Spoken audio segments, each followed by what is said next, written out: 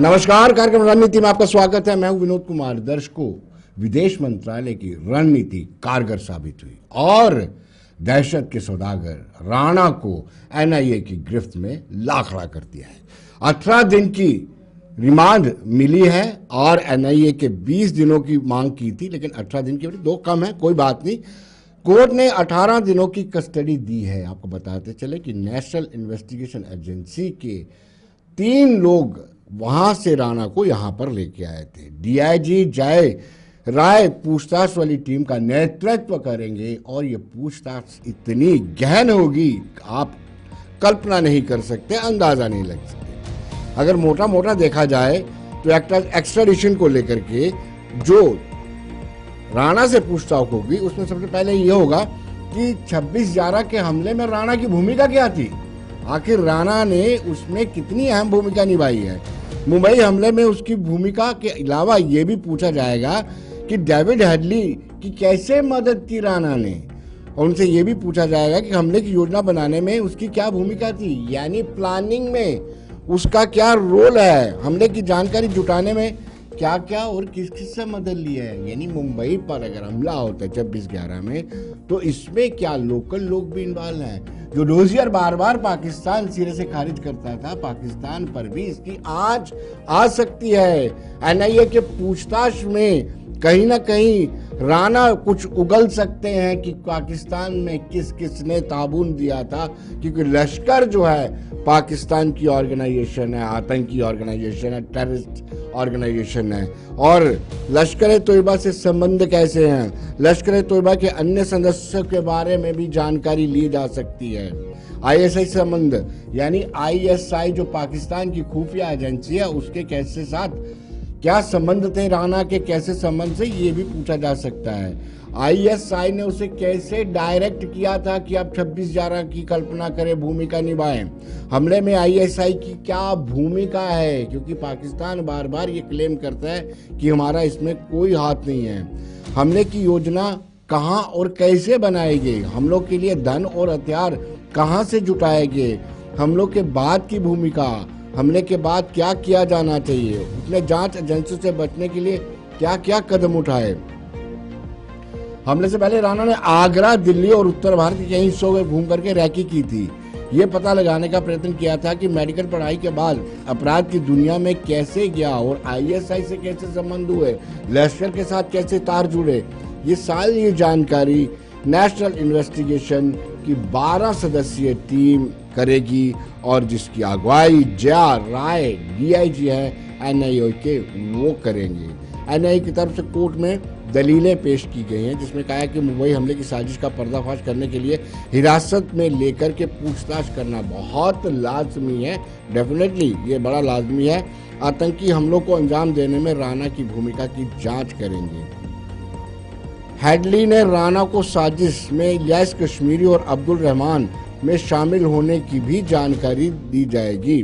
हमले के दौरान चुनौतियों का अनुमान लगाते हुए हेडली ने राणा को एक ईमेल भी भेजा था, उस पर भी चर्चा होगी। इन सब पर हम चर्चा करेंगे, लेकिन पहले हम उज्जवल कुमार जो बिल्कुल एनआईए ऑफिस के बाहर हैं, उनका क्या कहना है, पहले उनके पास सीधे चलते हैं।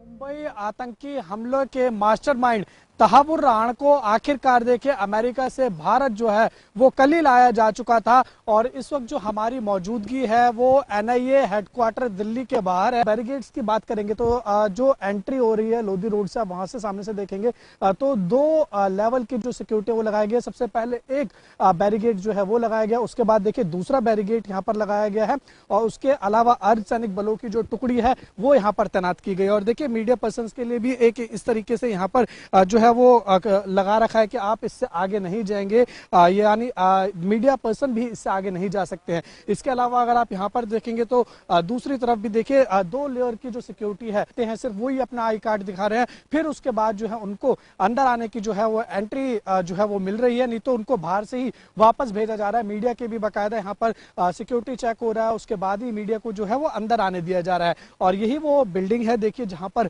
आतंकी मास्टरमाइंड जो है, आतंकी आतंकी हमलों का तहावुर राणा, उसको यहाँ पर लाया गया। बहुत लंबा, तकरीबन 17 साल लंबा आप इंतजार कह सकते हैं कि भारत ने करा है। 2008 में जिस तरीके से दे दी गई है एनआईए को, हालांकि 20 दिन की जो कस्टडी है वो मांगी गई थी और कल देर रात ही जो है वो तहावुर राणा को पटियाला हाउस कोर्ट में जो है वो पेश किया गया था। उसके बाद वहां पर दलीलें चली थी, उसके बाद जो है कोर्ट में फैसला सुरक्षित रखा गया। तकरीबन 2-2.5 घंटे का लंबा इंतजार करना पड़ा। तकरीबन रात को 2:30 से 3 बजे के बीच में कोर्ट ने अपना फैसला सुनाया और आतंकी तहावुर राणा को 18 दिन की जो है वो एनआईए की कस्टडी दे दी गई और उसके बाद एनआईए के दफ्तर उसको पटियाला हाउस कोर्ट से इसी एनआईए दफ्तर में जो है वो लेके आया गया। और देखिए यहाँ पर ये जो जानकारी है वो ये है कि इसमें देखिए 2 डीआईजी लेवल की जो अधिकारी हैं वो तहावुर राणा से पूछताछ करेंगे। एक आईजी लेवल की असत है मांग करते हुए सबूतों का भी उन्होंने हवाला दिया था।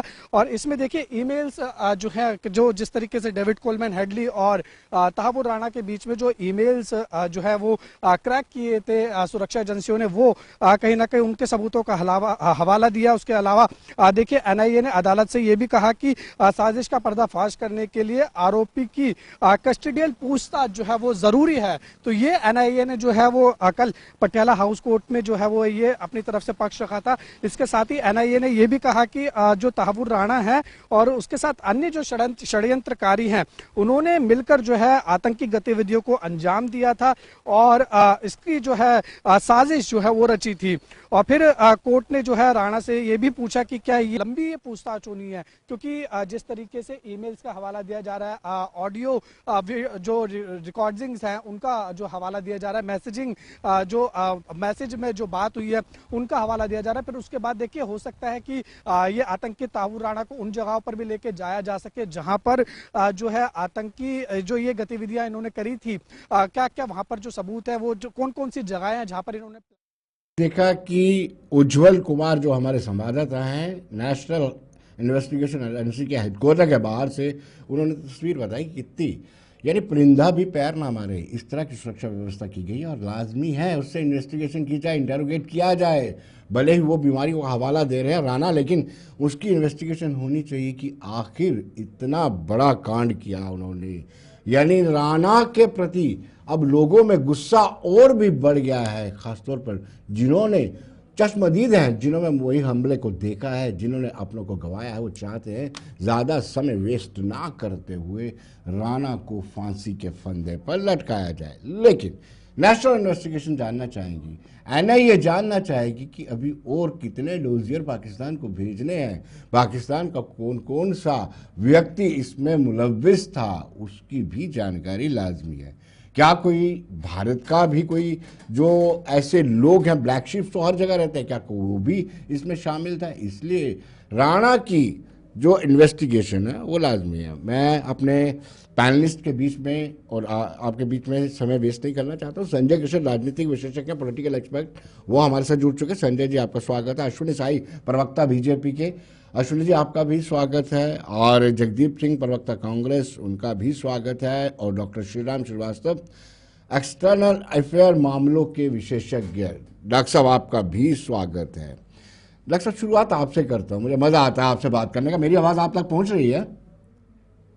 बिल्कुल, अच्छी आवाज आ रही है। हाँ वेल, डॉक्टर राम, ये मैं जानना चाहता हूँ कि एक्सट्राडिशन जो पैक्ट होता है या समझौता ये होता है, ये इतना मजबूत नहीं है। ये कामयाबी है भारत की कि हम राणा को यहाँ पर ला पाए, लेकिन बहुत सारे और भी कंट्रीज में हमारे लोग हैं जो पैसा लेके भागे। मुझे लगता है कि यूनाइटेड नेशन को इसमें मजबूत कोई कदम उठाना चाहिए। आपकी क्या राय कहती है?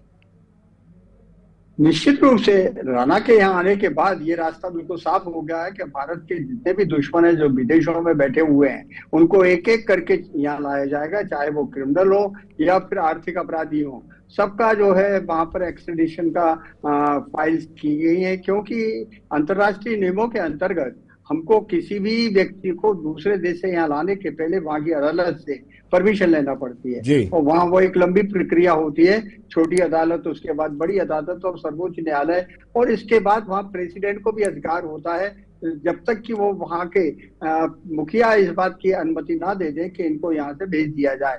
ये सब तब होता है जबकि अपराध वहां हमको सिद्ध करना पड़े। जी और अभी हमारे जो 465 पेज की डॉक्यूमेंट्स हमने सबमिट किए थे, उससे अमेरिका की सर्वोच्च न्यायालय ने ये पाया कि हेडली भी अभी वह सजा पा रहा है, और तबर्रुर राना इस मामले में इन्वॉल्व है और वो अपराधी है, क्रिमिनल है। अच्छा, उसको यहाँ से भारत की धरती पर जो न्याय व्यवस्था है उसके अंतर्गत इस पर मुकदमे चलाने की अनुमति दी जाती है, उसको भेज दिया गया है। इसके आने के पहले इसने बहुत बहाने लगाए थे, कहा था कि मेरी किडनी खराब है बीमार और है। मुझे पार्किंसन डिसीज है, और कई बार मुझे इसमें हार्ट अटैक आ चुका है, मेरी जिंदगी खतरे में है और मुझे टॉर्चर किया जाएगा। लेकिन भारत सरकार ने अपने न्याय व्यवस्था का एक साफ सुथरा ट्रांसपेरेंट चेहरा रख के सामने ये सिद्ध कर दिया कि हम जो है न्यायिक व्यवस्था में विश्वास रखते हैं, इसको हम सफाई देने का पूरा मौका देंगे, वो जी दे रहे हैं। लेकिन पूछताछ इसलिए आवश्यक है कि जब ये भारत आया था इसने किस किस से संपर्क किए थे, क्योंकि जी ये बात तो सुनिश्चित है ये पाकिस्तानी है, मूल का पाकिस्तानी है, और जानबूझकर इसको जो है कनाडा की नागरिकता दिला दी गई। जी और फिर ये पाकिस्तान की फौज का कैप्टन था, हालांकि डॉक्टर था, इसकी पत्नी भी डॉक्टर है, पर इसने जो आईएसआई जो इंटर सर्विसेज इंटेलिजेंस है पाकिस्तान की, जी उसके मोहरा चलिए बनकर इसने कनाडा में हेडक्वार्टर डॉक्टर साहब बनाया मैं और भारत में डॉक्टर साहब आतंकवादी मैं कर दिया। आज संजय किशन की जी की ओर रुख करूंगा। संजय किशन जी 2011 में जब इसको अपराधी घोषित नहीं किया गया था, यानी हाँ हमारे तर्क कम हो सकते हैं, जैसे डॉक्टर राम जी ने कहा कि 465 पेजेस की रिपोर्ट पेश की गई थी, तो क्या 2011 और 2025 के हालात में क्या आप मानते हैं कि विदेश नीति इतनी सुदृढ़ हो चुकी थी कि आज यूएसए को राणा को हमारे शिकंजे में लाना ही पड़ा? 2011 और 2025। जी, मैं सबसे पहले तो अपने देश को इस बात की बधाई देता हूं जी कि शुरुआत हुई है, एक कुख्यात अपराधी का एक्स्ट्राडिक्शन से शुरुआत हुई है। इसने और भी जितने लोग बाहर बैठे हैं जो सोच रहे होंगे कि हम बाहर बैठ के सुरक्षित हैं, उनकी रातों की नींदें तो जरूर उड़ा दी है। तो ये बधाई के पात्र तो है जिन्होंने भी ये किया है, उन सबको कोटि कोटि बधाई।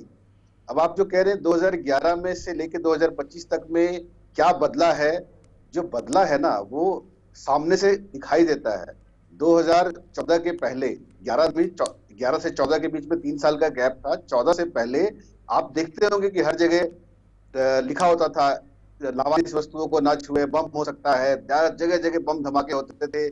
चीजें हम हर बड़े शहरों में इसी डर में जीते थे कि कब कहाँ धमाका हो, कब कहाँ आतंकवादी गतिविधि हो जाए, कुछ पता नहीं होता था। और 2014 से लेके 2025 तक जो चेंजेस आए हैं, जो इस तरफ से चेंजेस आए हैं, वो अपने आप में काबिले तारीफ है। अब आप देखिए कि 2011 में जब यूएस के कोर्ट में उनको बॉम्बे के ये मुंबई हमले में उनको क्लीन चिट मिली थी कि वो इसमें लिप्त नहीं है, तब शायद अमेरिकन जांच एजेंसियों ने इस तरीके से जांच करी ही नहीं होगी, इस तरीके से जांच इस तरफ देखा ही नहीं होगा। जी उनको क्या लेना देना हिंदुस्तान, या हमारे तर्क तो में उस कोई वक्त उन्होंने वो क्लीन चिट दे दी। जी पर जब हमने लगातार पिन करते रहे, हम उसको उस पर कोशिश करते रहे, उनको दस्तावेज भेजते रहे कि नहीं इसकी संलिप्तता इसमें होगी, हमें इसको हमारे हवाले किया जाए सो दैट हम इस पे जांच कर सके अच्छे तरीके से। हमने सारे सबूत उनको पेश किए, तो आखिरकार उनको भी मानना पड़ा कि नहीं ठीक है, आप कह रहे हैं तो सही है, ये होगा, अब यहाँ सजा खत्म होती है, आप इसको ले जाइए। वहां उनकी 14 साल की सजा खत्म हुई और उनको एक्स्ट्राडिट कर दिया। सेम विथ हेडली भी होने वाला है, जैसे उसकी वहां सजा खत्म होगी उसको भी एक्स्ट्राडिट करके यहाँ पे लाया जाएगा। तो बदलाव तो हुआ है विनोद जी, बदलाव हुआ है और प्रत्यक्ष बदलाव हुआ है जो बड़े अच्छे तरीके से दिख रहा है, आम जनता को भी दिख रहा है, सबको दिख रहा है। चलिए अपोजिशन पार्टियां इस बात पे आंखें बंद कर सकती है मैं कि वो कांग्रेस नहीं दे के सकती, कांग्रेस के मैं मान प्रवक्ता सकता हूं इस बात। जगदीप जी से जानना चाहता। जगदीप जी आपकी प्रतिक्रिया क्या है? और उसके बाद जो संजय किशन ने कहा कि पहले हर जगह चस्पा हुआ करते थे पोस्टर, जनाब इसको हाथ ना लगाएं, ये विस्फोटक हो सकता है, आज वैसी स्थितियां नहीं है। ये दो सवाल एक साथ आपके साथ। विनोद जी आपका आभार। मैं अपनी बात ना वसीम बरेलवी साहब का एक बहुत बढ़िया कलाम है कि हमारा अजमे सफर कब किधर का हो जाए, ये वो नहीं किसी रह गुजर का हो जाए, उसी को जीने का हक है इस जमाने में, इधर का लगता रहे और उधर का हो जाए। ये दिक्कत है भाजपा वालों की शुरू से रही है। ये तो माननीय प्रधानमंत्री के आप वक्तव्य देख लीजिए, 2014 के पहले के भारत पर उनको शर्म आती थी। उन्होंने तो वाजपेयी साहब को भी दरकिनार कर दिया। लेकिन मैं आपको बता दूं, जब आप तहब्बुर राना की बात करेंगे, जेम्स हेडली की बात करेंगे, तो आपको ये समझना होगा, पहले तो जिस एनआईए का नाम लेकर आप इतनी बातें कर रहे हैं, उसका गठन यूपीए की सरकार में हुआ। 2009 में जब रैना का कनेक्शन आता है सामने, तो उस वक्त सबसे पहले मामला रजिस्टर होता है एनआईए में, जिसके बाद डेविड कॉलमैन हेडली को और तहब्बुर राना दोनों को कॉन्स्पिरेटर माना जाता है। ठीक है, शिकागो में एक और मामले में, जिसमें एक विदेशी अखबार पर हमले की बात थी, टेरर प्लाट की बात थी, उसको सजा हुई और 14 साल की जो सजा मिली, जब 2020 में हेल्थ ग्राउंड पेपर वो छूटा, तो वो जो बुनियाद यूपीए की सरकार ने तमाम तथ्य, साक्ष्य और दस्तावेजों के आधार पर अमेरिकन कोर्ट के सामने रखी थी, अमेरिकी सरकारों के सामने रखी थी, ये उसका परिणाम है कि आज हम इस आतंकवादी को वापस अपनी सरजमी पर ला सके। मैं फिर भी मुबारक दूंगा कि मोदी सरकार ने इसे आगे बढ़ाया, लेकिन ये जो इनकी मानसिकता है ना, कि केवल जो किया हमने किया। 2014 से पहले तो हालात जो है वो इतने खराब थे, इतने खस्ता थे, ये इनका कहना है। लेकिन मैं यहाँ एक और चीज बता दूं, अभी बड़ी बड़ी हाँक रहे थे, इनके कार्यकाल में पुलवामा हमला हो, उड़ी हमला हो, पठानकोट हमला हो, टारगेट किलिंग्स हो, जम्मू में बढ़ती मिलिटेंसी जगदीप हो, जी, ये डिप्लोमेटिक बीजेपी पॉइंट ऑफ वालों व्यू ने से कोई भी। हांका भी, बीजेपी वालों को तो अवसर ही नहीं मिला है। बीजेपी नहीं, वालों वही को तो कह अवसर रहे हैं नहीं ना, वो मिला, कह रहे अभी हैं कि जी मुस्कुरा रहे हैं। 2014 से पहले परिस्थितियां ऐसी थी, अभी इनकी हमने- बारी है। हमने पता नहीं कहाँ कहाँ किस जगह कौन सा तीर मार एक दिया। लाइन, बता रहा हूं विनोद जी, बस एक लाइन, एक लाइन, एक लाइन, एक लाइन, इनकी जो एक line diplomatic Vinod ji, failure है, पहले जी। वो बता दूं ना विनोद जी, सुन जी, लीजिए ना, जी। डिप्लोमेटिक फेलियर विनोद जी, एक लाइन, एक ये लाइन, तो हाँ मैंने सर, बता दिया। अभी एक अभी अभी लाइन। मौका आप देते बोलिएगा हैं। ना भाई साहब, जब आपकी बारी आएगी आप बोलिएगा। जी मैं बीच में इंटरप्ट नहीं कर रहा, तो जी सुनिए जरा। जी जी डिप्लोमेटिक फेलियर्स की बात बता दूं, जब चाइना को डिप्लोमेटिक तौर पर हमें एक प्रेशराइज करने की जरूरत थी, मसूद अजहर के मामले पर ग्लोबल टेररिस्ट को उसको घोषित करना था यूएनएससी में, वहां पर हम 2019 में जाकर कामयाब हुए। अब चाइना का पहले के नाम सारे लोगे तो अटेम्प्ट इनकी बीजेपी सरकार वालों के में पास फेल बहुत हुए। ऐसे प्रमाण हैं जो आपको FATF झेलने पड़ सकते नहीं, हैं। मैंने आपको कहा नहीं मिलेगा जगदीप जी, जब विनोद जी। चाइना का नाम। FATF की ग्रे लिस्ट में से पाकिस्तान का नाम बाहर निकला इनके कार्यकाल में। जी। तो मैं बता रहा हूं कि ये जो इतनी बड़ी बड़ी हाँक रहे हैं, हमें खुशी है कि ये आतंकवादी वापस आया, लेकिन चलिए, यूपीए चलिए, के रिजाइन चलिए। में किए गए प्रयासों को आप एक दरकिनार नहीं कर शब्द सकते। संजय किशन जी कहना चाहते हो, उसके बाद मैं अश्विनी शाह जी के पास आऊंगा। बिल्कुल बिल्कुल। जी जी देखिए, जी इन्होंने जितने हमलों का नाम लिया ना, जी। वो सिर्फ कश्मीर की वादियों में और कश्मीर में जो बहुत डिस्टर्ब रहा, जिसको संभालने में पठानकोट बहुत हमला लंबा भी बोला समय भाई लगा, मैंने। वो भी वो उनका ही नाम लिया। पर मैंने जो कहा वो पूरे हिंदुस्तान की बात थी, इस कोने से लेकर उस कोने तक कहीं चले जाइए, हर जगह सिमिलर हालात थे। वो इंटरनल शांति चलिए। जो व्यवस्था हुई है, मैं उसकी बात कर रहा था। चलिए जम्मू कश्मीर तो अश्विनी डिस्टर्ब है, उसको संभलने में समय लगेगा, संभलते संभलते ही संभलेगा। और बाकी देश के हालात में बहुत बेहतर कंडीशन है, ये तो आपको मानना पड़ेगा। दूसरा, जी। मैं ये कह दूं कि अब मैं मानता हूं कि कांग्रेस ने इसका बीज डाला था, कांग्रेस शायद अगर अभी होती तो वो अपना क्रेडिट ले लेती, लेकिन कांग्रेस ने जो बीज डाला उसको सींच सींच के पेड़ बना के उससे फल निकालने का काम तो बीजेपी ने किया ना। अगर चलिए बीजेपी छोड़ देती तो क्या होता? अश्विनी जी, ये अश्विनी कहने की जी, बात होती है, क्रेडिट अश्विनी सबका है, जी, ऐसा नहीं किसी ने भी अंतर्राष्ट्रीय इन्होंने कहा कि चाइना को आप आंख नहीं दिखा पाते हैं। अजहर मसूद को अंतर्राष्ट्रीय आतंकी घोषित करने में आप नाकाम रहे, चाइना पर दबाव नहीं बना पाए।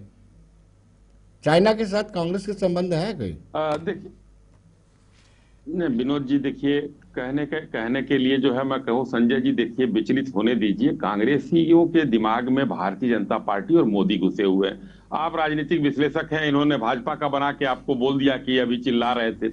मैंने तो अभी एक शब्द बोला नहीं जगदीप भाई। अब सुनिए, आप चाइना पर सवाल विनोद जी ने किया, तो देखिए, चाइना से जो छुप छुप कर एमओयू साइन कर रहे थे, वो संविधान में शायद लिखा हुआ था, बाद में फोटो आ गई तो सार्वजनिक हो गया।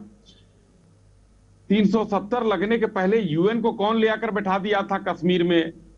370 हटा, उसके बाद कौन गया सुप्रीम कोर्ट उसके लिए?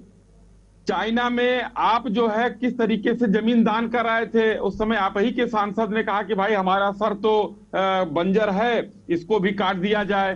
तो इन चीजों को, चाइना से आपकी दोस्ती यारी बहुत सी चीजें हैं, लेकिन मुद्दा आज चाइना नहीं है। मुद्दा आज जो है ये तहब्बुर राना है। आज आपने कहा ना कि हमने बीज बोया। भाई देखिए, बहुत बीज बोया जाता, बकरियां चर जाती हैं उसको। तो उसको बड़ा संजो कर जो है और उसको उठाना पड़ता है, उभारना पड़ता है। और मजबूती से मैं आज देश को बधाई देता हूं, एनआईए को बधाई देता हूं, एनएसए साहब को बधाई देता हूं और सबके लीडर माननीय मोदी जी को बधाई देता हूं कि पूरा देश गौरवान्वित है कि आप एक आतंकी को कठिन परिश्रम के बाद लेकर आए। जिसको कांग्रेसियों ने तो कह दिया था कि भाई अशोक सिंघल को गिरफ्तार कर लेना चाहिए, दिग्विजय सिंह ने कहा था प्रेस कॉन्फ्रेंस में, और आरएसएस का हाथ है, वो तो भला हो वो तुकाराम जिसने वो कसाब को पकड़ लिया और हाथ में कलावा बांधने को, ऐसे नहीं तो ये तो 300-400 हिंदुओं को ये लोग पकड़कर कांग्रेसी बंद कर दिए होते जेल में। उन लोगों ने पूरा धारा मोड़ने की कोशिश की थी कि ये कलावा पहनकर आया था और ये आरएसएस और विश्व हिंदू परिषद का आदमी था। लेकिन अब्दुल कसाब पकड़ा गया, उसको फांसी हुई, तब जाकर कम से कम ये हुआ कि उसके गांव से, विनोद जी आप लोगों की मीडिया जाकर उसके गांव तक से रिपोर्टिंग हुई, तब जाकर। और सुनिए, जो इन्होंने अभी पुलवामा की बात की, पुलवामा और उरी के बाद बालाकोट और सर्जिकल स्ट्राइक हुआ, हमने घर में घुसकर मारा है, ये बदलाव हुआ। दूसरा बदलाव मैं कहता हूं, आप ही के सरकार में अश्विनी जी, वक्फ कानून पर चर्चा के दौरान दिग्विजय सिंह ने साफ तौर पर कहा है कि मैंने कभी ऐसा नहीं कहा है कि राष्ट्रीय स्वयंसेवक संघ इस हमले के लिए जिम्मेदार थी। एकदम मैंने वो भी बयान सुना था जी, और मैं आपको दिग्विजय सिंह जी का जी वो मैंने इसीलिए मैंने निकाल के रखा है, थोड़ा सा ध्यान से इसको सुन लीजिएगा। Nowhere in this book or nowhere in Mr. Mushraf's book you will see the involvement of the Pakistani terrorists in 26/11। कार्रवाई निश्चित तौर पे अशोक सिंघल के खिलाफ कार्रवाई होना चाहिए, क्योंकि ये वो मानसिकता है जिस मानसिकता से ये सारे लोग ग्रस्त हैं। हिंसा इनका चरित्र है, हिंसा इनका व्यवहार है और नफरत इनकी स्ट्रेटेजी है। Their RSS activist with their connivance. सुन लिया आपने, दे आर आरएसएस एक्टिविस्ट। ये झूठ बोला था उन्होंने सदन में, और उन्हीं का ये प्रेस कॉन्फ्रेंस है जो मेरे पास है, मैंने जिसकी आपको दिग्विजय सिंह की आवाज सुनाई। दूसरी बात मैं कहना चाहता हूं, एक आपने सवाल पूछा संजय जी से कि बदलाव का, उस पर एक लाइन का जवाब दे देता हूं। गृह मंत्री हुआ करते थे शिंदे साहब, लाल चौक पर जाने से उनकी बाकी नहीं कहूंगा। और अब बदलाव ये आया है कि वहां पर उसी पार्टी के बड़े नेता जाकर बर्फ के गोले से खेलते हैं भाई बहन, वहां ये बदलाव आया है। संजय जी आपने वो तो बता दिया, वो अलग चीज है, लेकिन ये बदलाव देखने को मिला है कि अब पत्थर नहीं चलते वहां, अब वहां पर कोई पत्थर फेंकने वाला नहीं है, अब विकास वहां हो रहा है। तो चीजें इतनी बदली हैं कि अब बाटला हाउस कांड पर आतंकियों के लिए कोई आंसू नहीं बहाता जी। किसी जो आतंकी प्रधानमंत्री कार्यालय में घूमा करते थे, चलिए जेलों के पीछे हैं। तो ये बदलाव हुआ हमें ये बताइए, इससे एक द्वार तो खुल गया है इस बड़े कदम से, आप इसको ये भी बताते हैं कि ये हमारी जो विदेश नीति है उसकी बहुत बड़ी कामयाबी भी है। क्या इससे आगे भी और कोई लाभ होगा और किस तरह का लाभ हो सकता है? ये तो आगाज हुआ है। देखिए, इससे सबसे बड़ा लाभ तो ये हो रहा है कि उन सभी आतंकवादियों के लिए जो विदेशों में अपना मुंह छुपा कर बैठे हुए हैं, वहां से जहर उगल रहे हैं और यहाँ स्लीपिंग सेल तैयार कर रहे हैं, उन सब की हरकतों पर एक बंदिश लगेगी। उनको ये पता लग जाएगा कि आज की तारीख में भारत की जो एनआईए है और दूसरी संस्थान है और यहाँ का प्रशासनिक व्यवस्था है, वो इतनी सक्षम है, वो दुनिया के किसी भी कोने में, समुद्र के भीतर या पहाड़ों के ऊपर कहीं भी छुपे हो, उनको खींच कर हम ले आएंगे। यही हाल हो रहा है आज। और न केवल ये, आर्थिक अपराधी भी आएंगे। यहाँ मेरा एक निवेदन ये है कि भारत के ऊपर जब भी आंच आती है, आंतरिक मामलों में राजनीतिक पार्टियों को चाहे जितनी भी दूरा कुश्ती कर लें, लेकिन अंतर्राष्ट्रीय मामलों में हम सबको एकजुट होकर अपनी वाहवाही लूटने के बजाय ये कहना चाहिए कि ये बहुत बड़ा अचीवमेंट है। और हमको ये पता लगेगा। एक मिनट के लिए डॉक्टर साहब आपको रोकूंगा। ये कांग्रेस वाले आरोप लगाते हैं कि प्रधानमंत्री नरेंद्र मोदी 2014 से पहले कहते थे कि 2014 से पहले मैं शर्म महसूस करता था कि मैं भारतीय हूँ, और वैसे ही राहुल गांधी भी ऐसा कोई मौका, अवसर नहीं छोड़ते हैं कि विदेशों में जाकर के कहते हैं कि लोकतंत्र खतरे में है, देश में लोकतंत्र है ही नहीं है, देश में संविधान को चेंज किया जा रहा है। इस पर आपकी क्या टिप्पणी रहेगी? ये एक शर्मनाक चीज है। आप परिपक्व राजनीतिक अस्तित्व का प्रदर्शन है, इसको मैं बहुत अच्छा नहीं मानता। मैं अपने विचार, मैं भी विदेश जाता रहता हूँ, आता हूँ, और वहां जिन भारतीयों से मिलता हूँ, विदेशियों से मिलता हूँ, उनको इस बात का फक्र है कि भारत किस तेजी से आगे बढ़ रहा है।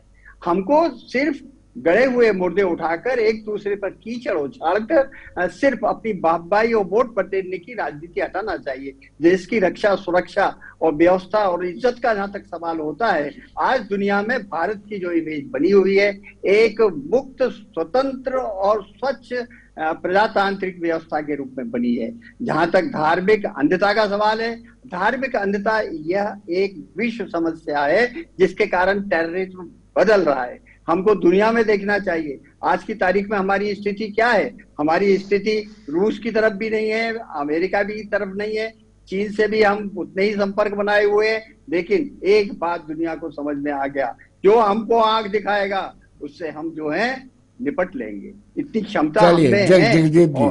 जगदीप जी, उन्होंने वाकया आपको वो ऑडियो सुनाया होगा।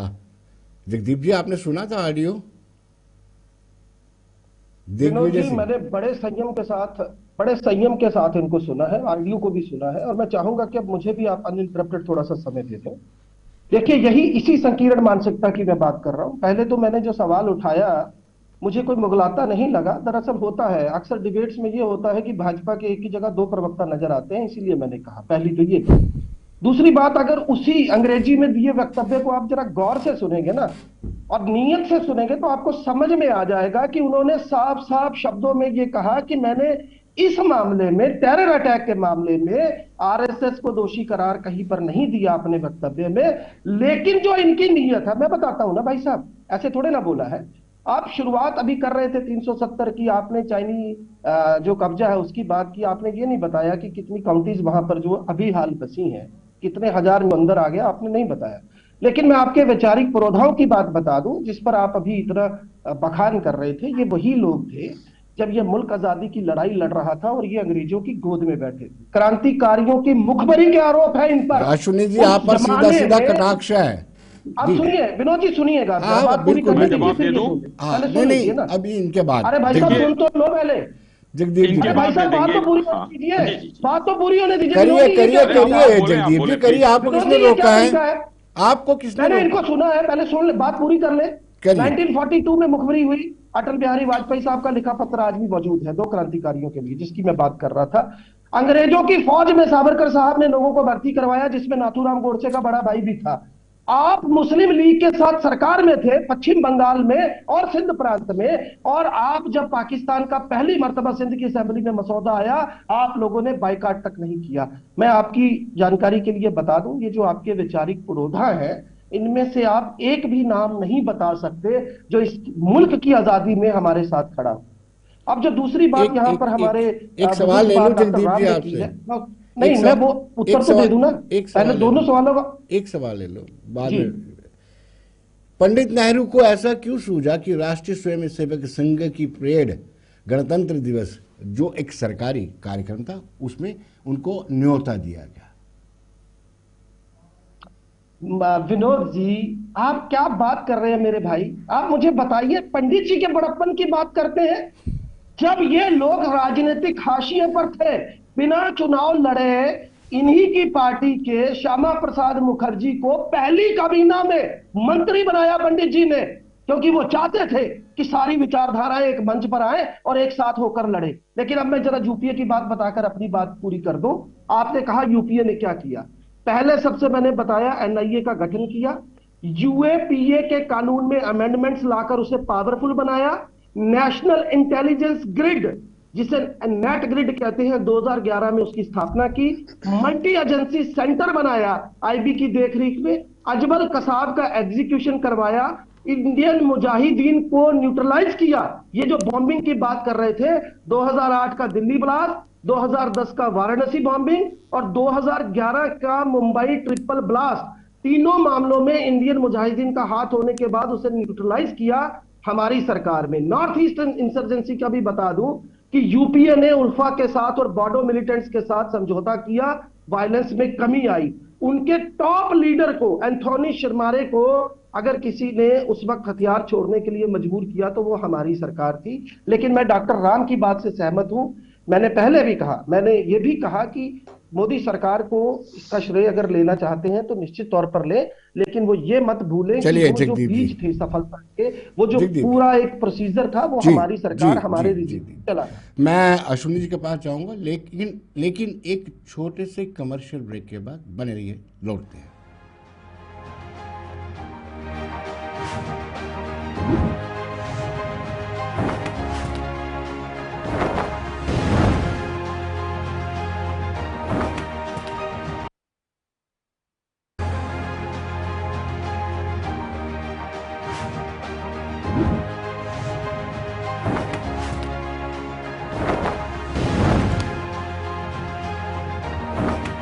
चलिए ब्रेक के बाद एक मरतबा फिर स्वागत है और मैं सीधा अश्विनी साई जी के पास पहुंचता हूँ। अश्विनी, बड़े संगीन आरोप लगाए हैं आप पर मुखबरी, अंग्रेजों की मुखबरी करने का आरोप लगाया है। स्वतंत्रता सेनानी या स्वतंत्रता आंदोलन में आपका सिफर रोल बताया है जगदीप जी ने। विनोद जी देखिए, आरोप लगाना कांग्रेसियों का काम है, लेकिन मैं याद दिलाना चाहता हूं कि मोतीलाल नेहरू के बाद से उनके परिवार में किसी को एक आजीवन कारावास की कभी सजा हुई हो स्वतंत्रता आंदोलन में तो बता देंगे। नाभा जेल की वो चिट्ठी मोतीलाल नेहरू ने जो लिखी थी, जवाहरलाल नेहरू जब बंद थे 2 हफ्ते में छोड़ दिया गया था, माफीनामा उनका वहां पर मौजूद है नाभा जेल में। झूठ है, कोई भी अगर गांधी परिवार का बंद होता था, आगा खां पहले, एक मिनट आप धैर्य से सुनिएगा, अब धैर्य से सुनिएगा, आपको अगर नहीं पता है तो जाकर खोज लीजिए। सवाल पूछिए, उनका जवाब दो। उसके बाद आगा खां पैलेस में इन लोगों को रखा जाता था। सावरकर जी की ये लोग जो है बहुत बुराई करते हैं। 2 जन्म का उनको कैद हुआ था, 2 जन्म का। और उसके बाद की बात करते हैं, सबसे महत्वपूर्ण बात, कांग्रेस की स्थापना अंग्रेजों से लड़ने के लिए एक अंग्रेज करता है। जवाहरलाल नेहरू जी यूनियन जैक की नीचे जो है शपथ लेते हैं प्रधानमंत्री का। अंग्रेजों का मुखबिर कौन था? अंग्रेजों को किस तरीके से जो है वो था, जवाहरलाल नेहरू थे। सीधा एडमिना के थ्रू जो है किस तरीके से संदेशे पहुंचाए जाते थे। अब अगर छेड़ेंगे तो छोड़ेंगे नहीं हम लोग। एडमिना को किस तरीके से एडमिना के द्वारा पहुंचाया जाता था। और यूनियन जैक, आप चिल्लाइए मत, आपको बड़ा दर्द हो रहा था आपके बीच में बोलने पर ना, धैर्य से सुनिए। तो इस तरीके से मैं कहना चाहता हूं कि आगा खां पैलेस इन लोगों के लिए सेक्रेटरी मिलता था, जेल में रहने के लिए सेक्रेटरी मिलता था। कौन सी जेल थी भाई? आप कहते हैं कि ये है तो। और अंग्रेजों से लड़ने के लिए कम से कम 4 या 5 अध्यक्ष इनके जो है अंग्रेज हुए थे। उसके बाद इन लोगों का, हिंदुस्तानियों का नंबर आया था। लेकिन मैं बताना चाहूंगा, एक वोट नहीं पाने के बावजूद प्रधानमंत्री होने वाला एक बार शपथ ले चुका था यूनियन जैक के नीचे। हिंदुस्तान के संविधान तो बाद में बना है। तो आप देखिए ना, ये अपने आप हो जाता है। मैं एक लाइन और बात कहकर अपनी बात समाप्त करूंगा। मैं मुद्दे से उलझाना नहीं चाहता, क्योंकि आज जो है मुद्दा आपका दूसरा है। इन लोगों को तो तर्क है, तथ्य है नहीं तो पहुंचेंगे, लेकिन पहुंचेंगे तो वैसे ही जवाब पाएंगे।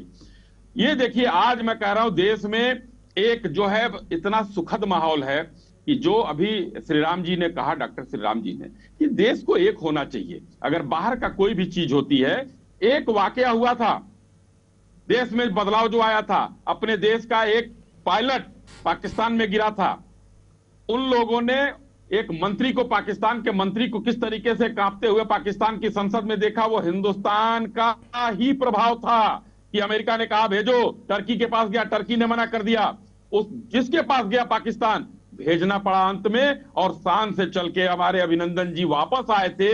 ये हिंदुस्तान की विदेश नीति और हिंदुस्तान की बढ़ती मजबूती का एक जो है नमूना था। लेकिन अब कहने से क्या होता है। और आखिरी लाइन कहता हूं, जो प्रधानमंत्री जी के लिए आपने श्री राम जी से पूछा था सवाल, हिंदुस्तान में शर्म इसलिए आती है, कई कई घटनाएं हो जाती हैं। यही कांग्रेसी लोग थे, पता नहीं 100 की 50 कितने लोगों ने लिखा था इस मुख्यमंत्री को वीजा पाकिस्तान अमेरिका न देगा। तो ऐसे आदमी पर क्या कहा जाएगा, ऐसी पार्टी पर उस व्यक्ति का क्या बयान हो सकता है? आप सोचिए, और जो बुद्धिमान लोग हैं वो सोचें कि हिंदुस्तान के मुख्यमंत्री के लिए चिट्ठी संजय जी कितना अच्छा होता है, कितना बढ़िया मैसेज जाता है। एकजुटता से इसका हम स्वागत करते हैं। पार्टी विचारधारा से ऊपर उठ करके कहते हैं कि राणा की वापसी ये भारत की बहुत बड़ी जीत है। अब हम यहाँ कह रहे हैं बीज किसी ने बोया, कोई कह रहा है कि उस बीज को हमने संभाल के रखा, वो वाला बीज बकरियां खा गई, हमने बड़ा उसको प्रोटेक्ट करके पेड़ बनाया, पेड़ से फल खाया। कितना बेहतर देखिए, होता इन है। सारे सवालों के जवाब से पहले कांग्रेस के प्रवक्ता ने हम पे भी एक इल्जाम लगाया है कि हम भाजपा के दो प्रवक्ता यहाँ बैठे हुए हैं। देखिए, मैं सिर्फ ये कहना चाहता हूं कि कांग्रेस ने ऐसा क्या किया है कि देश में सिर्फ चैनलों पे भाजपा के प्रवक्ता या भाजपा के समर्थक नहीं बढ़ते जा रहे, पूरे देश में बढ़ते जा रहे हैं। दिन दुना रात चौगुना बढ़ते जा रहे हैं, चाहे उनको भाजपा कोई पोस्ट दे ना दे, फिर भी वो बढ़ते जा रहे हैं। तो कहीं ऐसा तो नहीं है कि विदेश से कोई गोली मंगाई गई है और हिंदुस्तान की जनता को खिला दिया जा रहा है, जिससे लोग अंधभक्त बनते चले जा रहे हैं। भाई साहब, आंखें खोलिए, आंखें खोलिए, कुछ तो अच्छा हो रहा है जिसकी वजह से भाजपा की फैन फॉलोइंग बढ़ रही है, आपकी घट रही है। आप उस पर काम नहीं करके लोगों पर दोष बढ़ते रहते हैं, उससे आपका कोई भला नहीं होने वाला है। अच्छा विचार, अच्छी संभावनाएं, अच्छा भविष्य जनता को दिखाइए कि कांग्रेस ने ये किया था, अब कांग्रेस ये करेगी, तब तो जाके आपके तरफ लोग मुड़ेंगे। अभी जब भाजपा अच्छा काम कर रही है तो लोग उसकी तरफ जा रहे हैं। भाजपा खराब काम करेगी, तुलना होता है ना कि अच्छा क्या किया, बुरा क्या किया। अगर 2-4 बुरा काम किया और 10-12 अच्छे काम किए तो हम तो कहेंगे ना यही बेहतर है भाई। सामने वाले ने भी 2-4 अच्छे काम किए, 10-12 बुरे काम किए, तो जब तुलना होगी तो लोग उस तरफ जाएंगे जिधर कम बुराई होगी। दुनिया में हम आए हैं तो अच्छा और बुरा दोनों होना है। कोई इस धरती पर ऐसा नहीं आया राम के अलावा जो सिर्फ अच्छे काम करके जाएगा। तो ये आप मान के चलिए। अब आप सिर्फ इल्जाम लगाते रहेंगे सामने वाले पे तो काम नहीं चलेगा। अच्छा काम हुआ है, हम कहेंगे अच्छा काम हुआ, फिर उसमें आपको भाजपा का रंग दिखे या कांग्रेस का रंग दिखे, इससे हमें फर्क नहीं पड़ता। अब रही बात, विनोद जी आपका सवाल एक बार फिर से बताइए। ये मैं थोड़ा आवेश में बोल गया कि उन्होंने मेरे पे इल्जाम लगा दिया। तो मेरा सिंपल सा साधारण सा ये सवाल था, कितना अच्छा होता कि हम इसको कहते कि ये उपलब्धि भारत की है और ना हम ये कहते कि एनआईए का बीज हमने बोया, फिर बीजेपी वाले कह रहे कि पेड़ हमने बनाया उसको, फिर फल खाया। कितना बेहतर होता, कितना अच्छा अंतर्राष्ट्रीय स्तर पर कितना अच्छा संदेश जाता। अब मैं इसी पे कहता हूं कि जब भाजपा भी अपोजिशन में काफी टाइम तक रही है और काफी लंबे समय तक रही है, उस समय भी कांग्रेस की उपलब्धियां होती थी, पर इस तरीके से भाजपा ने कभी किसी का छीछा लेदर नहीं कराया। तो भाजपा की ये भी तो एक विशेषता ही है ना कि भाजपा विपक्ष में है तो भी, पक्ष में है तो भी, कुछ चीजों को सही तरीके से लेके चल रही है। अभी आप कह रहे थे राहुल गांधी विदेश में जाके अपने देश के बारे में बोलते हैं। मैं ओवैसी को बहुत अच्छा नहीं मानता, वो भी सिर्फ अपने मुस्लिम राजनीति को चमकाने में दिन रात लगे हुए हैं। पर एक चीज में ना वो राहुल गांधी से ऊपर निकल गए। जब पाकिस्तान में उनसे कहा गया कि आप भारत में मुसलमानों के साथ बड़ी परेशानी हो रही है, इस पे आप क्या कहना चाहते हैं, तो उन्होंने एक लाइन में डिनाई कर दिया कि भैया अपनी परेशानी हम समझ लेंगे, तुम अपना काम देखो, हमारे मामले में टांग अड़ाने की जरूरत नहीं है। यहाँ पे ओवैसी ने उस एक छोटे से लाइन से, भले मैं उनको बिल्कुल पसंद नहीं करता, पर मेरा दिल जीत लिया था। पर राहुल गांधी क्या करते हैं, जहां जाते हैं देश को छोटा करने में लगे हुए हैं, देश की बुराई करने में लगे हुए हैं। हमारा इंटरनल मैटर है ना, हम यहाँ लड़े ना, दूसरे की धरती पर जाके हम अपने आप को छोटा क्यों करते हैं, हम कमजोर दिखते हैं उससे। आपने एक साथ बिठा दिया, आप जवाब तो देने दीजिए दोनों को। डॉक्टर राम जी के बाद सीधा आपके पास आता हूँ। डॉक्टर राम जी से बड़ा अभी भी वही राग है, अभी भी वही राग है, अपने गिरेबान में नहीं झांकना है, अभी भी वही राग है। डॉक्टर आप राम जैसे जी करिए ना कि मैं आपकी तरफ से बोल 2014 में मुझे कोई दिक्कत नहीं है, मुझे भाजपा ने कोई तमगा नहीं दिया है, सरकार बनी मुझे भाजपा ने कोई 2014 तमगा से नहीं दिया। आप कुछ ऐसा करिए कि मैं आपकी तरफ से बोल, क्या ज्यादा समय नहीं लगा है राणा की वापसी? जी आप क्या पूछ रहे हैं मुझसे? मैं ये पूछ रहा हूँ कि 2014 में बीजेपी की अगुवाई वाली एनडीए सरकार आई थी और राणा 2025 को 10 अप्रैल 2025 को आ रहे, इस देरी को कम किया जा सकता था। निश्चित रूप से अगर जिस समय ये दुर्घटना हुई थी उस वक्त अगर ये तथ्य इकट्ठे कर लिए जाते, क्योंकि देखिए आज की तारीख में हमारे पास पुख्ता सबूत क्या है? सबसे बड़ा पुख्ता सबूत ये है कि तबद्दुर राणा की और हेडली की जो बातचीत हुई थी 26/11 के पहले 143 बात हुई थी, उसका रिकॉर्डिंग हमारी इंटेलिजेंस एजेंसीज ने उस समय किया था 2011 में के पहले। और आप ये देखिएगा कि दुर्घटना के समय जिस समय नरसंहार हो रहा था बंबई में, उस समय 64 बार हेडली के इनके कम्युनिकेशन हुए और पाकिस्तान के उनके जो मालिक हैं उनसे कम्युनिकेशन हुए, वो हमारी खुफिया एजेंसी ने रिकॉर्ड किए। अगर उस समय इस तरह के सबूत जो आज हमने निकाल कर पेश किए पहले पेश कर दिए होते तो ये समय कम हो सकता था। लेकिन हमको एक बात देखना चाहिए, पुरानी चीजों को दोहरा दोहरा कर उनसे मनमुटाव नहीं करना चाहिए, उनसे शिक्षा लेना चाहिए और हमको भविष्य की ओर देखना चाहिए, जियोपॉलिटिक्स देखना चाहिए। आज रूस यूक्रेन में युद्ध किस स्थिति में आ गया, यूक्रेन बर्बाद हो गया, उसको रूस ने भी लूट लिया, अमेरिका ने भी लूट लिया। आज इजराइल में क्या हो रहा है, कल यही स्थिति हमारे यहाँ आ सकती है अगर हम एकजुट होकर नहीं रहे तो। हमें भविष्य देखना चाहिए। हमारे प्रधानमंत्री ने बिल्कुल सही कहा है, मैं उनकी सराहना करता हूं। आज का समय युद्ध से किसी निराकरण का नहीं है, आज का समय है डिप्लोमेसी और डायलॉग से। हमको हमारी नजरें भविष्य की ओर रखना चाहिए, देश के उज्जवल भविष्य के लिए रखना चाहिए और देश के दुश्मनों से सुरक्षा के लिए रखना चाहिए। इस मामले में इस तरह से विरोधाभास, एक दूसरे पर कीचड़ उछाड़ना, कपड़े फाड़ना, तुम खराब हो, ये खराब है, इनके पिताजी ने ये किया था, उनके दादाजी ने ये किया था, इससे आज क्या लेना देना है? सावरकर जी जेल गए थे, दुश्मन थे या नहीं थे? अरे कहने के लिए तो बहुत सारे आरोप जो हैं दूसरी पार्टी पर भी लग सकते हैं। आज पर इन आरोप प्रत्यारोपण से देश का हित नहीं होगा। आप जो है जनता को भटकाएंगे, अपनी वोट की राजनीति बंद की। चलिए जगदीप जी, आप कुछ कहना चाहते थे। आप कह रहे कि दो भाजपा के प्रवक्ता हैं। देखिए विनोद जी, मैंने संयम से सुना, बीच में मैंने इंटरप्ट केवल इसलिए किया था कि जो सवाल मैंने रखे थे उन पर इन्होंने कोई उत्तर नहीं। सबसे पहले मैं बड़े आदर के साथ डॉक्टर राम को ये बताना चाहूंगा कि जितने भी आपने एविडेंसेस की बात की है वो तमाम, अगर आप एक बार फिर से दरियाफ्त कर लें, वो उस वक्त की यूपीए सरकार ने ना केवल सौंपे थे यूएस को, अपितु उन्हीं को आधार बनाकर आज की परिस्थितियां बदली हैं। इस बात में मुझे कोई लेश मात्र संदेह नहीं। अब जरा मैं दूसरी बात कर लूं। देखिए विनोद जी, इसमें कहीं ना कहीं मैं बड़े सम्मान के साथ कहना चाहूंगा कि ये आपको भी देखना चाहिए। जब हम डिबेट कर रहे थे तो भाई साहब 370 पर गए, भाई साहब यूएन पर गए, तब मैंने इनको बताया।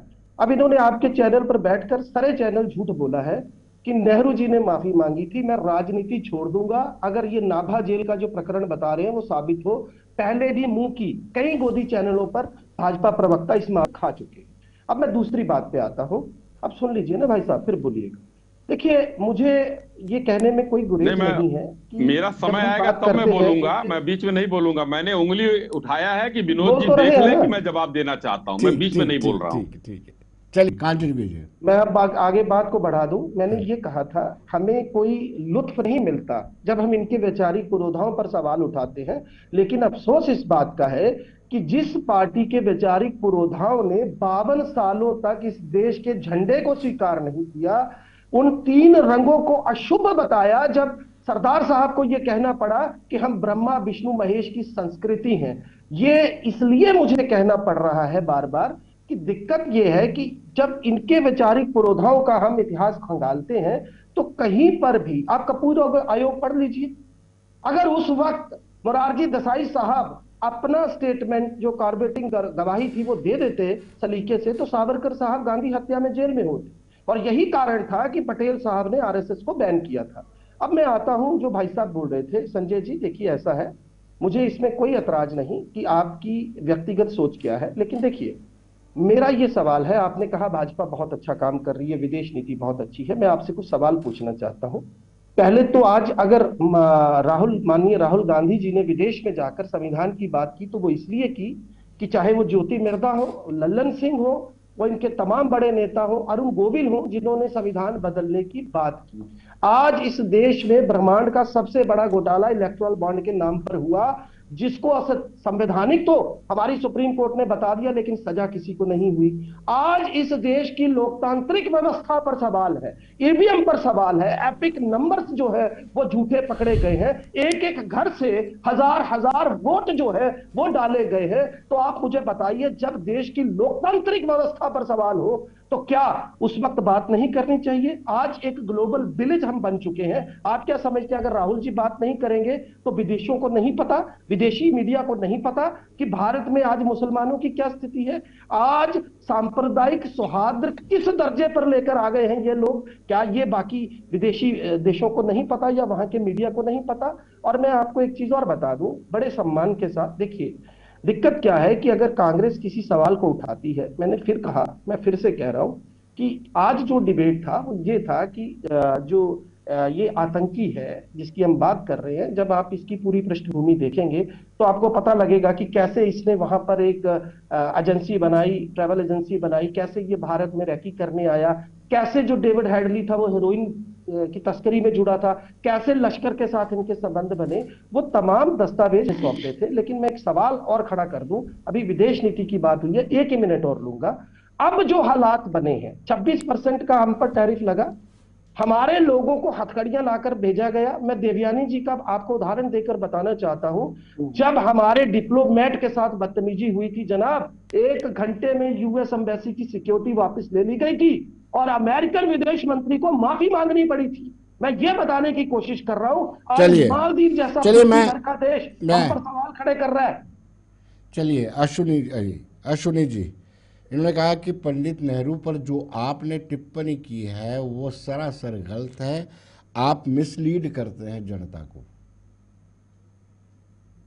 विनोद जी, ये तो पब्लिक डोमेन में है कि उनको जेल हुई थी और मोतीलाल नेहरू जी ने चिट्ठी लिखकर अंग्रेजों को एक तरह से माफीनामा था वो, और उनको 2 हफ्ते के बाद उनको रिहाई हो गई थी। ये तो पब्लिक डोमेन में है, मैं अपने मन से कुछ नहीं कह रहा हूँ, और कांग्रेसी कुछ भी अपना मना करते रहेंगे।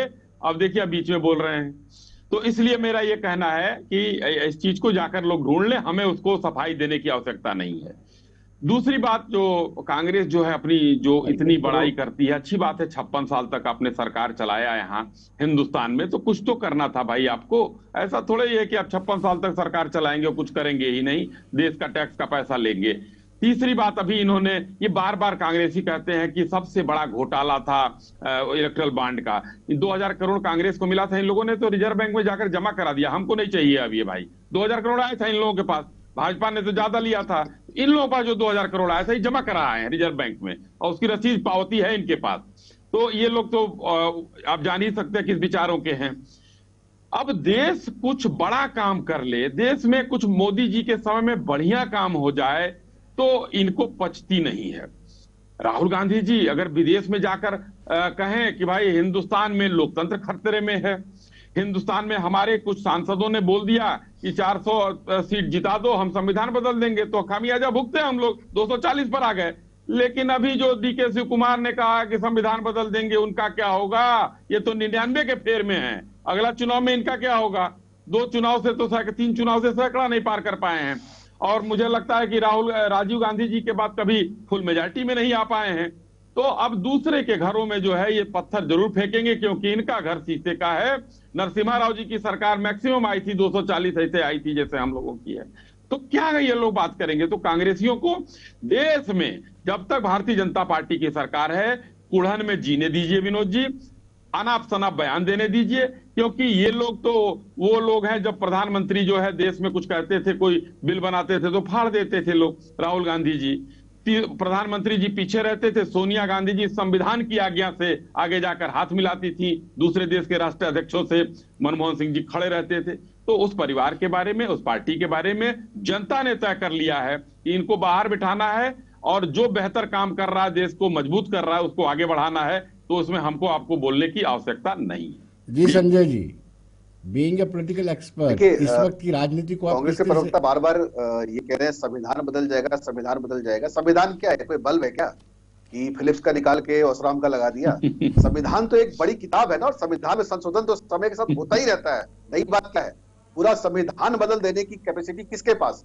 किसी के पास नहीं है। संविधान में संशोधन करना जो कांग्रेस ने भी खूब किया है, बीजेपी भी कर रही है, समय के अनुसार, जरूरत के अनुसार संविधान में परिवर्तन होते रहते हैं। पूरा का पूरा संविधान बदल देना, ये मतलब हास्यास्पद बात है कि कोई पूरा का पूरा संविधान कैसे बदल देगा? पूरा संविधान, पूरा संविधान बदलना कोई बच्चों का खेल है? नहीं हो सकता। तो बार बार आप लोग ये कहना बदल दे रहे हो, और इतने मुस्लिमों के संजय जी इसके पीछे इंटेंशन क्या है? इसके पीछे मानसिकता क्या है? संजय जी मैं जानना चाहता हूँ इसके पीछे मानसिकता क्या है? आसूचित हो गए। कितने दंगे हो रहे हैं बीजेपी के राज में भाई साहब? पिछले 14-15 सालों में दंगों का लिस्ट निकालिए, और अपने टाइम के दंगों का लिस्ट निकालिए, खुद ही अपना सर पीट लेंगे आप। तो ये सब कहना, सिर्फ बातें बनाना, इससे कोई फायदा नहीं है।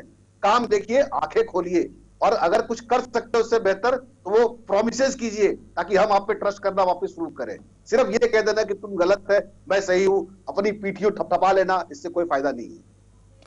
डॉक्टर राम, आपसे जानना चाहता हूं कि इस अचीवमेंट ही मैं कहूंगा ये बड़ी उपलब्धि है, चाहे बीज कांग्रेस ने बोया, पेड़ बीजेपी ने बनाया, लेकिन क्या इस पर पाकिस्तान पर कोई दबाव बनेगा? क्योंकि अगर ये राणा निश्चित रूप से पाकिस्तान के होश उड़ गए हैं, क्योंकि तब्बुर राणा से जो पूछताछ की जाएगी, उसके लिंक पूछे जाएंगे, उसके वो पूरा का पूरा ट्रैक किया जाएगा कि कहां से इसकी शुरुआत हुई थी, कौन इसके पीछे थे। और आपकी जानकारी के लिए मैं बता दूं, अभी इसी हफ्ते भारतीय विदेश मंत्रालय ने पाकिस्तान के लिए एक चिट्ठी लिखी है, जिसमें ये कहा है कि अब हमारे पास पर्याप्त सबूत हैं, आप जो है हाफिज सईद को हमको सौंप दीजिए। वह खलबली मची हुई है, जो पाकिस्तान की जो राजनीतिक हालत है वो आपसे छुपी नहीं है। और आज की स्थिति में बांग्लादेश जिस तरह से पाकिस्तान उसको उचका रहा है, कितनी अच्छी डिप्लोमेटिक स्टेप हमारी सरकार ने लिए, उसमें किसी को, मैं ये नहीं कहता इस राजनीतिक दल ने लिए या उस राजनीतिक दल ने लिए, हमारी भारत की सरकार ने लिए। और उसने ये कदम उठाया है कि बांग्लादेश का बना हुआ कोई भी माल अब भारतीय बंदरगाहों और जहाजों से नहीं जाएगा। अब देखिए यूनुस साहब जो है घुटने पे आने वाले हैं। हमारी आज की जो डिप्लोमेसी है उसका ये कारण है कि मालदीव ने अपना सिर उठाया था, क्या हुआ, उसको एक छोटी सी चीज के पीछे लक्षद्वीप में जाकर एक दिन विश्राम किया और मामला अपने आप घुटनों पर आ गया। तो विदेश नीति जो चला करती है आंतरिक कलह के आधार पर नहीं चलती है, हमेशा विदेश नीति देश के भविष्य और दुनिया के माहौल को देखकर चलती है। उस हिसाब से आज की विदेश नीति बहुत सफल है, पूरी दुनिया में इसकी तारीफ हो रही है। हमारे कहने का कोई वजन होता है, इसको राजनीतिक स्तर पर छीछा लेदर करके मेरे किया, उसने किया, इन्हें ये किया, उससे कोई फायदा नहीं है। इससे हमारे जो कर्मठ जो आईएफएस अफसर्स हैं, जो कूटनीतिज्ञ हैं, विशेषज्ञ हैं, उनकी जो थिंक टैंक है, उनका ये परिफल है। और मुझे विश्वास है कि आप सब लोग इससे सहमत होंगे। आप उस पर कपड़े फाड़ने के बजाय देश की एकता, सुरक्षा और भविष्य की ओर ध्यान देंगे। जगदीप जी, आप पर यह आरोप लगा कि आप क्यों संविधान की प्रतियों को लेकर के डराते हैं। कई बार तो ये भी आरोप लगा है वो अंदर से कोरी होती हैं, उस पर लिखा कुछ नहीं होता है।